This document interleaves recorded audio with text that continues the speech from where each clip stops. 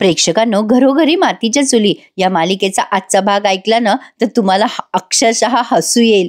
कसं काय, म्हणजे तुम्हाला विश्वासच बसणार नाही. अरे च्या, असं कधी होत असतं का? आता सुरुवातीपासून बघत राहा. ही जानकी त्या ऋषिकेशला खूप मोटिवेट करते. ऋषिकेश, आपण आपल्या कामामुळे त्यांना उत्तर द्यायचं. ऋषिकेश, तुम्ही एवढं चांगलं काम करताय, तुम्हा सगळ्यांना या सगळ्यांचा पाठिंबा आहे. अर्धे शेतकरी तुमच्या बाजूला आहे. आता सगळे लोक म्हणतात की हो हो, खरंच ऋषिकेश दादा, आम्ही सोबत आहोत तुमच्या. आता ही जानकी म्हणते, हे बघा ऋषिकेश, तुम्ही जा, अगदी पुन्हा पुन्हा तयार करा सगळ्यांना. ऋषिकेश रागाच्या भरात नाही, पण सगळे हात एकजुटीने जर एकत्र आले ना, तर बरोबर सयाजीरावांना अद्दल घडेल. मग ऋषिकेश म्हणतो, जानकी, तुला जास्ती त्रास होतोय का? मी तुला घरी सोडतो, चल बरं. ऋषिकेश जानकीला काळजीपोटी म्हणतो की चल, मी तुला सोडतो घरी. पण जानकी म्हणते, नाही ऋषिकेश, मी बरी आहे आणि मला ओवीला. आता असं बोलता बोलता ती थांबते. ऋषिकेश म्हणतो, काय झालं ओवीला? जानकी म्हणते, काही नाही, मी तिला शाळेतनं आणते आणि मग घरी जाते. आता जानकी तिथून निघायला लागते. ऋषिकेश तिला म्हणतो, सांभाळून जा हं जानकी. पण जानकीच्या डोक्याला चांगलाच मार बसलाय. जानकी गेल्यावर ऋषिकेश त्या शेतकऱ्यांना म्हणतो, काहीही झालं तरी बाजार इथेच बसणार. आता इकडे बघा, तुम्हाला वाटेल की आता ऐश्वर्याला चांगलं झापलं, एकदम सगळ्यांनी मिळून तिला बोललं, पण काही झालं नाही. नुसतं त्या सुमित्राबाई आरडाओरडा करताना गपचूप बसता. आता त्या ओरडायला लागतात, ऐश्वर्या ऐश्वर्या, बाहेर बाहेर ये, आहे तशी. आता त्या ऐश्वर्याच्या हातातला ट्रे त्यांनी असा उधळून टाकला. आता तिथे अवंतिका आणि सौमित्रा आहेत बरं का. आता ती ऐश्वर्या म्हणते, आई, अहो हे काय असं? अहो माझ्या हाताला चटका बसला असता ना, भाजलं असतं ना मला.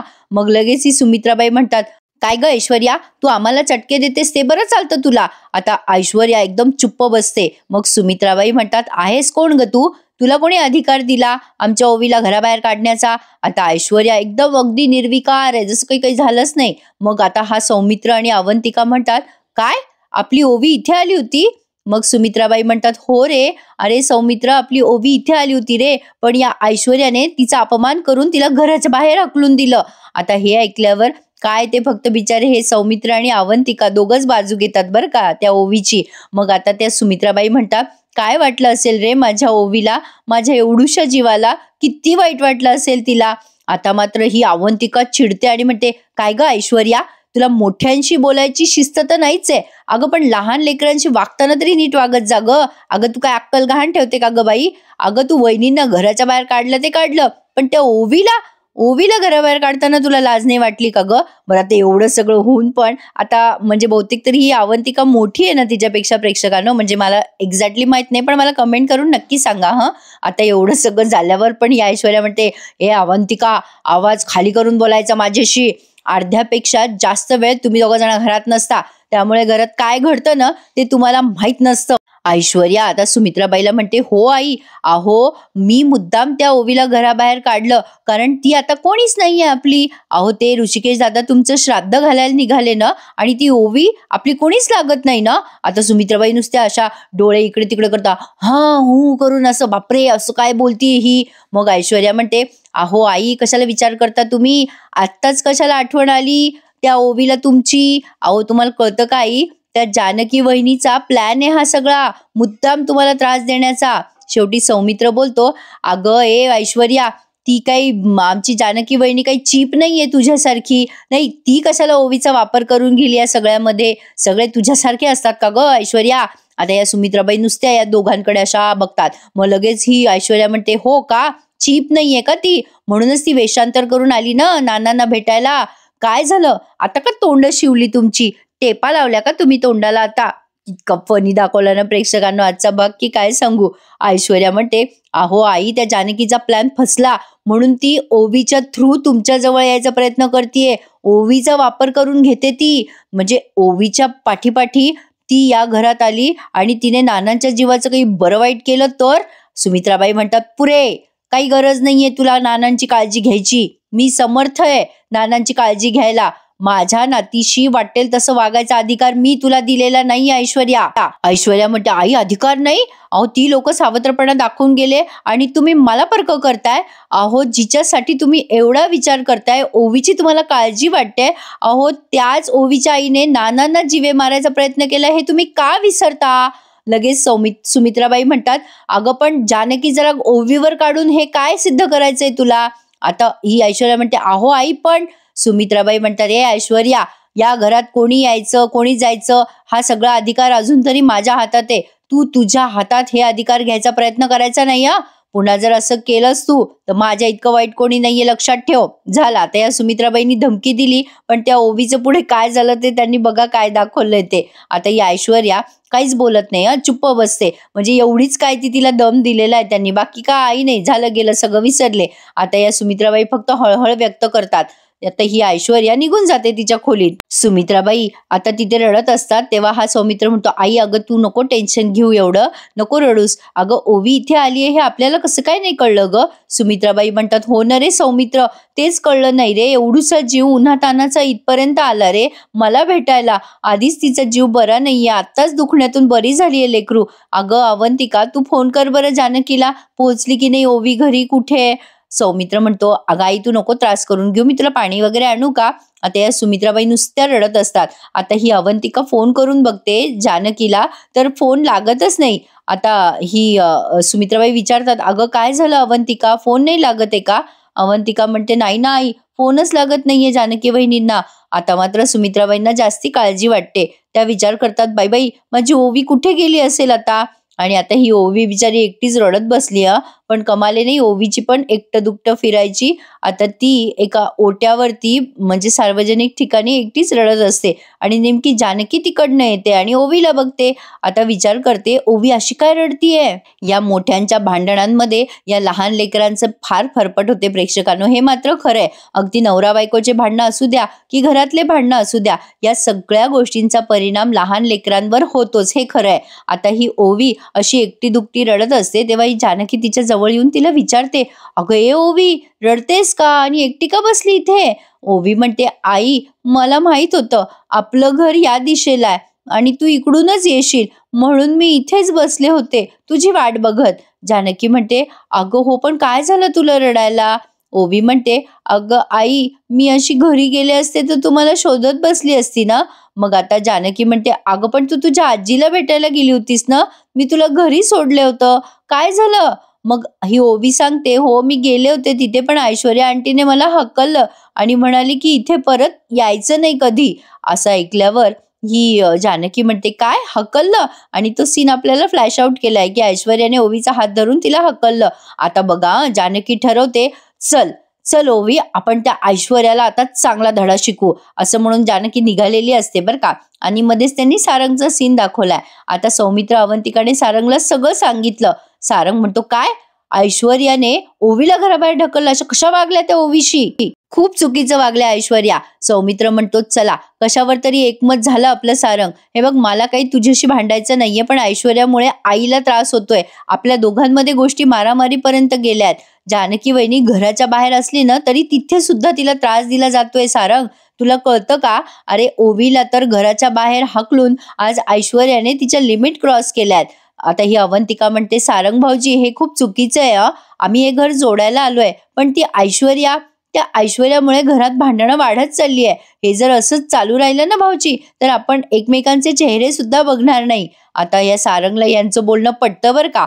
आता ही अवंतिका म्हणते, अहो भाऊजी आज ओवीला घराच्या बाहेर काढलंय ऐश्वर्याने आणि अशीच गोष्ट तिने ऐश्वर्याने आपल्या आईंसोबत केली तर.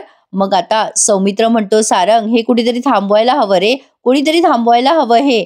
आता सारंगला हे सगळं पटलं बरं का. पण आता हा सारंग बघा कसा फुसकाबार निघालाय. आता बघा ही जानकी ओवीला घेऊन पुन्हा येत असते रणदिवेच्या घरी. या ओवीला म्हणते, त्या ऐश्वर्याची एवढी हिंमत, तुझ्यावरती हात उचलला का तिने, चल ओवी आपण जाऊन तिला जाब विचारू. आता ओवीला घेऊन ही निघाली जानकी, पण पुन्हा तिच्या मनात येतं, थांब जानकी, असा तिला आतून आवाज येतो आणि ती मनातल्या मनात विचार करते, आता जर असं तडकाफडकी तू विचार केलास ना जानकी तर पुन्हा सगळ्यांचं मन कलुषित होईल, ऋषिकेश आणि आईंमधलं अंतर पुन्हा वाढेल.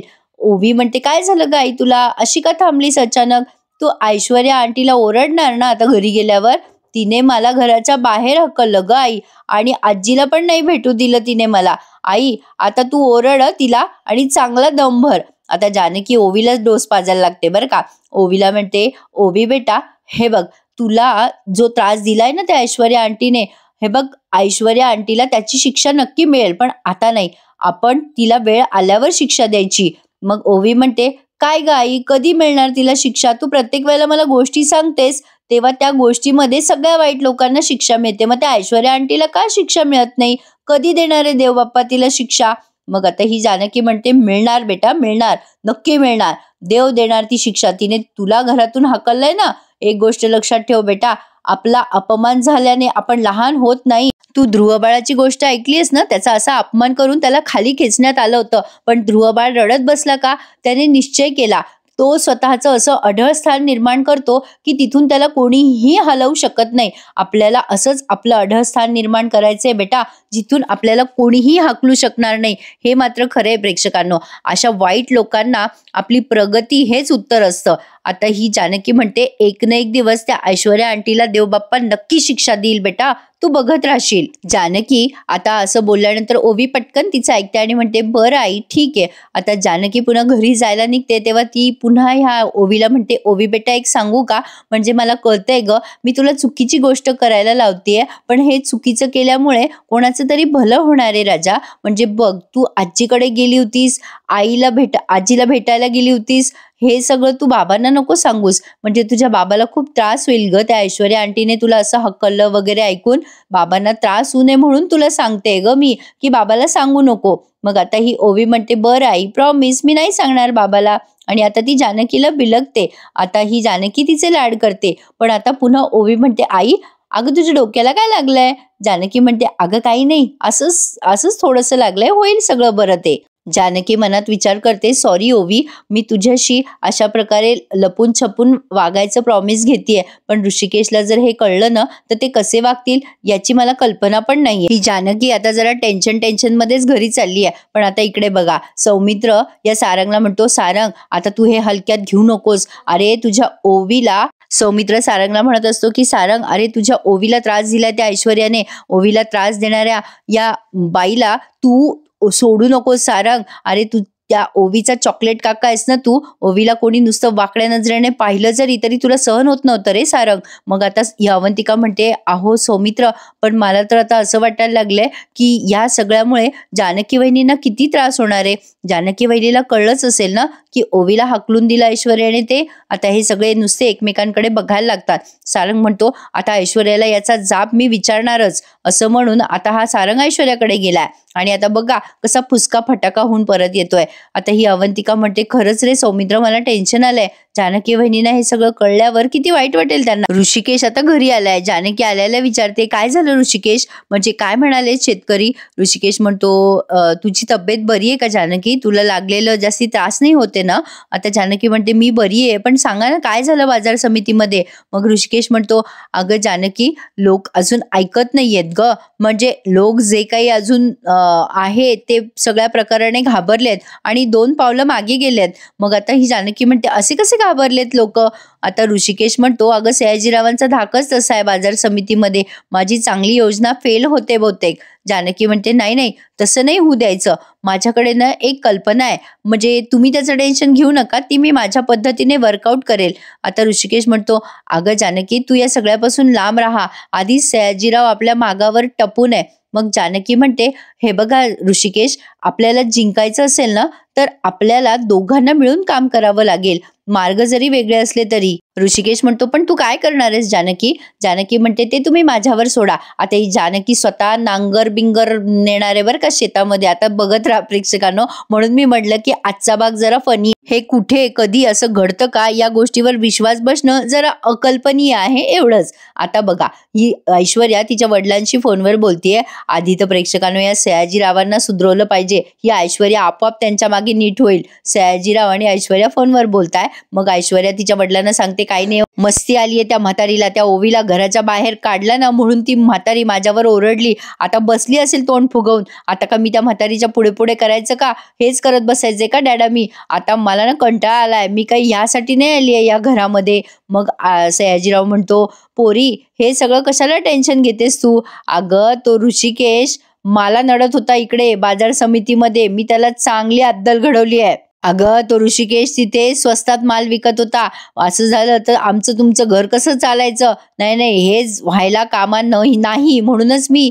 त्याला चांगला अद्दल घडवलाय. बिझनेस म्हणजे काय आहे ना हे त्याला कळलंच. मग आता ही ऐश्वर्या म्हणते, "डॅडा तुम्ही तिकडे ऋषिकेशला निपटा, मी इकडे जानकीला निपटते." आता तेवढ्यात सारंग आलेला आहे ऐश्वर्या ऐश्वर्या करत. ऐश्वर्या म्हणते, "डॅडा मी तुझ्याशी नंतर बोलते हं."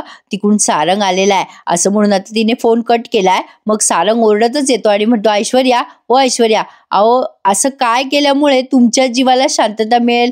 ती जानकी तुमच्या वयाची आहे, जानकी वहिनी म्हणून ठीक आहे, पण ओवी ओवी थोडीच तुमच्या वयाची आहे, ती किती लहान आहे. तुम्ही ओवीशी एवढ्या निर्दयीपणे कसं काय वागता?" ऐश्वर्या म्हणते, "काय झालं सारंग, एवढी का चिडचिड करताय?" सारंग म्हणतो, "तुम्ही ओवीला घराच्या बाहेर काढलं का नाही काढलं ऐश्वर्या, खरं का खोटं?" मग ऐश्वर्या म्हणते, "हो काढलं मी त्या ओवीला घराच्या बाहेर." सारंग म्हणतो, "मग असं का केलं हो तुम्ही? बिचारी ओवी, तिचा काय याच्यामध्ये दोष होता? तुम्ही का ओवीला छळलत ऐश्वर्या? मला याचं उत्तर द्या." आता ऐश्वर्या बघा कुठल्या कुठे पथेटिक उत्तर देते. ती म्हणते, "हो हो हो मीच काढलंय तिला घराच्या बाहेर." "अहो सारंग, तुमच्या पुढे जे चित्र उभं केलं गेलंय ना ते तसं नाहीये. मी तिला चांगलं समजावून उमजावून घराच्या बाहेर पाठवलंय आणि मला पुन्हा पुन्हा हे सगळं बोलून विनाकारण घरामध्ये द्वेष निर्माण करायचा नाहीये. आणि सारंग, मला आपल्या घरामध्ये वाद होऊ द्यायचेच नव्हते." सारंग म्हणतो, "ओवीमुळे काय वाद होणार होते ऐश्वर्या आपल्या घरामध्ये, सांगा तरी मला." आता ही ऐश्वर्या काय म्हणते बघा, "अहो सारंग, ओवीमुळे वाद झाले असते आपल्या घरात. आईंना हळूहळू ओवीची सवय झाली असती. याच गोष्टीचा फायदा जानकी वहिनीने उचलला असता आणि ओवीला इथे पाठवत राहिल्या असत्या. कासावीस झाल्या असत्या ना आपल्या आई ओवीला भेटायला. मग तुमच्या जानकी वहिनीने अट ठेवली असती आपल्या पुढे, तुम्हाला जर त्या ओवीला भेटायचं असेल तर आम्हाला या घरात घ्या कायमचं." म्हणजे अहो सारंग बघा ना, असं घडलं असतं ना, म्हणजे आत्ताच त्या जानकी वहिनीने नानांचा जीव घ्यायचा प्रयत्न केलाय आणि आता ती जानकी वहिनी घरात आली तर काय होईल कळतंय ना तुम्हाला? हे सगळं घडू नये म्हणून मी ओवीला घराच्या बाहेर काढलं बरं. नाही म्हणजे तुम्हाला वाटत असेल मी चुकले तर मी काही बोलू शकत नाही. म्हणजे बघा बाबा आता तुम्ही, आता लगेच ही खाली मान घालून घेते बरं. आता ही ऐश्वर्या बघा सारंगला कोणती टोपी लावते. ती म्हणते, "अहो सारंग, तुम्हाला काय सांगू, मगाशी तुम्ही आले ना तेव्हा मी डॅडाशी फोनवर बोलत होते, तो ऋषिकेश तुमचं नुकसान करायला निघालाय." आता हा सारंग म्हणतो, "काय नुकसान केलं दादाने?" मग आता ऐश्वर्या म्हणते, "अहो ऋषिकेशने तुम्हाला पूर्ण संपवायची तयारी केली आहे. बाजार समितीचे भाव मोडून काढलेत त्याने. या सगळ्यामुळे आपलं किती नुकसान होईल सारंग, कळतंय का तुम्हाला?" सारंग म्हणतो, "बापरे बापरे, आता काय करायचं आपण?" मग ऐश्वर्या म्हणते, "डोंट वरी सारंग, नाही म्हणजे तुमचे सासरे माझे डॅडा हे सगळं प्रकरण हँडल करतायत. हे सगळं प्रकरण ते त्यांच्या पद्धतीने हँडल करणार आहे. म्हणजे डॅडाने आपल्या कंपनीचा जो काही खर्च आहे ना तो घ्यायचा ठरवलाय नुकसानीचा. मी इतका विचार करते सारंग तुमचा आणि तुम्ही." आता सारंग म्हणतो, "अहो ऐश्वर्या, काय झालं, मी घरी आलो आणि लगेच मला अवंतिका वहिनीने आणि सौमित्र दादाने सगळं सांगितलं." ऐश्वर्या म्हणते, "सारंग, तुमच्या डोळ्यावरची झापडं उघडा, ते तुम्हाला मुद्दाम असं उलटपालट सांगतात." "अहो असं का केलं सारंग, मी कळलं का तुम्हाला आता तरी? पटलं का तुम्हाला?" आता सारंगला ते पटल्यावर का प्रेक्षकांनो, पण माझ्या तर डोक्याचं वर गेलं बाबा. पटलंय नाही पटलंय याचं या ऐश्वर्याला काय घेणं देणं नाहीये. ती फक्त सुटकेचा निश्वास टाकते की या येड्याला सांगितलं ना झालं आपलं काम. आणि प्रेक्षकांनो हा भाग त्यांनी संपवलाय. आता बघा पुढच्या भागामध्ये या जानकीची आणि त्या सयाजीरावांचे जरा वाद होतात. आता त्या सयाजीराव जानकीला बोलतात, "तुझ्यात दम असेल ना तर हे शेत नांगरून दाखव, मग मी मानेल आणि या शेतकऱ्यांच्या आणि बाजार समितीच्या मध्ये पण येणार नाही. तुला चॅलेंज मंजूर आहे का?" मग जानकी म्हणते, "हो मला चॅलेंज मंजूर आहे." आता या सयाजीरावाला काय वाटतं की जानकी ऋषिकेशकडे काही बैल नाहीये आणि ते दोघे जण थोडीच शेत नांगरणार आहे, म्हणून सयाजीरावांनी मुद्दाम त्यांना ती शेत नांगरायची गळ टाकली. आणि आता बघा प्रेक्षकांनो, जानकी आणि ऋषिकेश दोघे जण मिळून ते शेत नांगरतात. हे जरा अतिरेक दाखवलाय त्यांनी, पण आता ठीक आहे, परिस्थिती आल्यावर माणूस हताश होतो आणि त्यातून बरोबर निर्णय घेतो आणि वेळही काढतो, म्हणजे सवड काढतो आणि त्यातून रस्ताही काढतो. हे त्यांनी छान दाखवलंय. पण आता बघूयात पुढे काय काय घडतंय घरोघरी मातीच्या चुली या मालिकेमध्ये. पण सारंगला उल्लू बनवणं किती सोपं आहे ना. ऐश्वर्या के बाय हात का खेले असं म्हणायला हरकत नाहीये. आता बघत राहूया या जानकी आणि ऋषिकेश अजून किती स्ट्रगल करताय. असा होता मंडळी आजचा भाग. कसा वाटला मला नक्की कळवा आणि प्रेक्षकांनो तुमच्या कमेंट्स मला आवर्जून सांगत जा. आणि हा या ओवीने बोलता बोलता ऋषिकेशला सांगितलं बरं का की ती आजीकडे गेली होती, त्यामुळे ऋषिकेश आता जानकीवर नाराज होतो की काय हे बघूयात. तर आजचा हा भाग आवडल्यास तुमच्या प्रतिक्रिया मला आवर्जून कळवा आणि प्लीज ज्यांनी चॅनल नसेल सबस्क्राईब केले त्यांनी आठवणीने चॅनल सबस्क्राईब करा. घरोघरी मातीच्या चुली ही मालिका रोज ऐकण्यासाठी चॅनलला सबस्क्राईब करा आणि आपले सगळे येणारे रिव्ह्यूज एन्जॉय करायला विसरू नका.